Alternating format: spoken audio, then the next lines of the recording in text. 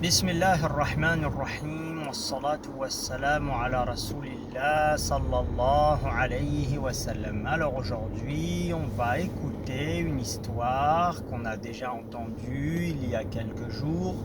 Mais les histoires des prophètes, Allah subhanahu wa ta'ala, il a fait qu'il y a beaucoup de leçons dedans. Cette histoire, c'est l'histoire hiya qissatu Sayyidina Ibrahim. Sayyidina Ibrahim آمن به لوط وهو ابن لوط هو ابن أخيه وكذلك زوجته سارة.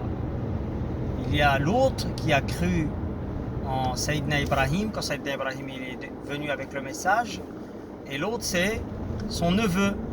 C'est le neveu de Sayyidina Ibrahim. Et il y a aussi sa femme Sarah qui a cru en lui. Et alors, au début, ils sont partis en Palestine, à Jérusalem, Beit el-Maqdis. Et après, quand il y a eu une sécheresse, Qahtun, une sécheresse, alors Sayyidina Ibrahim il a décidé d'aller en Égypte. Il a Ardi Misr, la terre d'Égypte. وهناك كان ملك جبار. Et là-bas il y avait un roi méchant. Un roi complètement fou. Malikun ahmaqun. Et ce roi-là, qu'est-ce qu'il faisait? Il pensait qu'il avait le droit de se marier avec toutes les femmes de la terre. Alors à chaque fois qu'il entendait parler qu'une femme était très très belle, il disait « Ramenez-la dans mon palais ». Alors que normalement, il ne peut pas se marier avec toutes les femmes de la terre. Il pensait qu'il pouvait les prendre et les mettre dans son palais. Et Sayyidina Ibrahim, il savait ça. Alors, qu'est-ce qu'il a fait Sayyidina Ibrahim comme il a décidé d'aller en Égypte? Il a décidé de cacher sa femme Sarah parce qu'elle était très belle. Alors il l'a mis comme dans un grand panier où on met du blé normalement dedans, et il a fermé. Alors quand il est arrivé à la douane c'est les soldats à l'entrée du pays, ils lui ont dit « Qu'est-ce que tu as dans ton panier ?» Il a dit « C'est du blé ». Après ils lui ont dit « Ah bon ?» Il a dit « Oui ». Alors ils lui ont dit « D'accord ». Mais après ils ont eu un doute, alors ils ont dit « On ouvre ». Ils ont ouvert, ils ont vu Sarah. Et quand le soldat il a regardé le visage de Sarah, il a vu une belle lumière. Alors il est parti voir le roi, il lui a dit, tu sais, il y a quelqu'un, il a avec lui une femme, elle est très très belle, j'ai jamais vu une femme comme ça. Alors le roi il les a appelés, Sayyidina Ibrahim et Sarah. Puis le roi il a dit à Sayyidina Ibrahim, Man hadhihi al-mar'a bin-nisbati laka? Qui est cette femme par rapport à toi? Et Sayyidina Ibrahim, il était très intelligent. Il savait qu'il fallait surtout pas dire que c'est sa femme.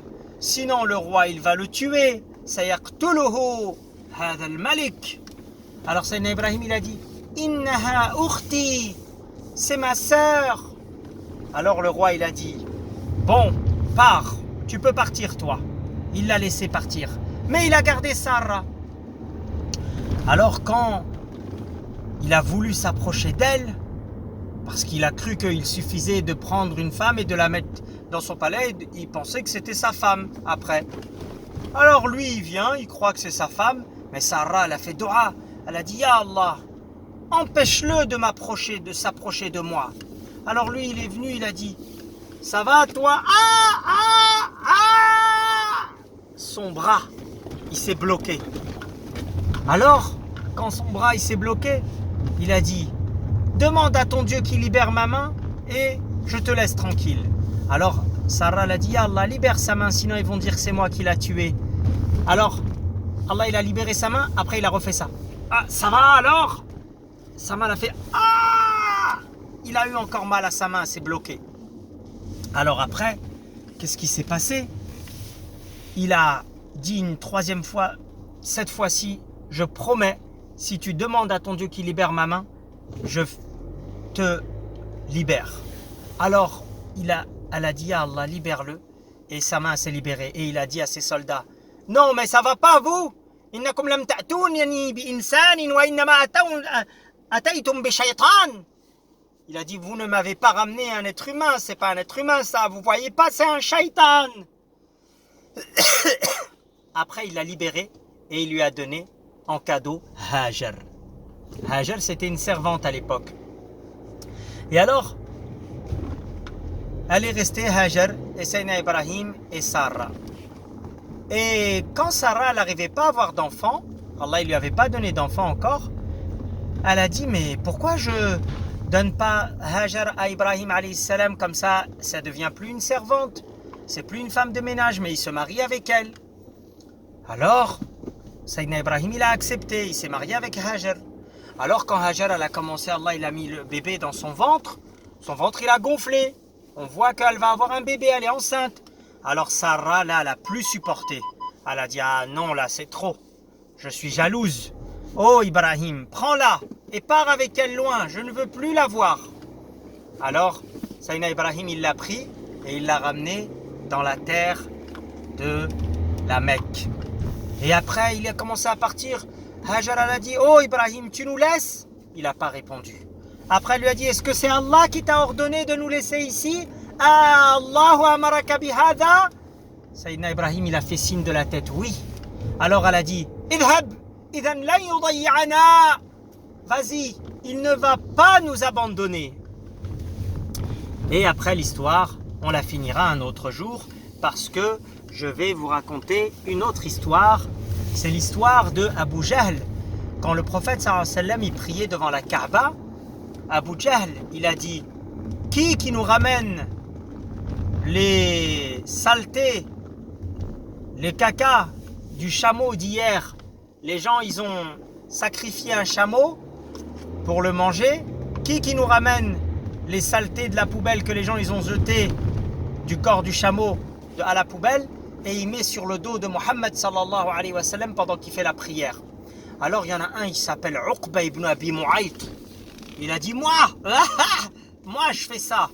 Alors il est parti et il a pris ça et il a mis sur le dos de Rasulullah pendant que Rasulullah sallallahu alayhi wa sallam il était en sujoud. Et il disait, Subhan Rabbi al-A'la. Alors Rasulullah sallallahu alayhi wa sallam il n'a pas bougé.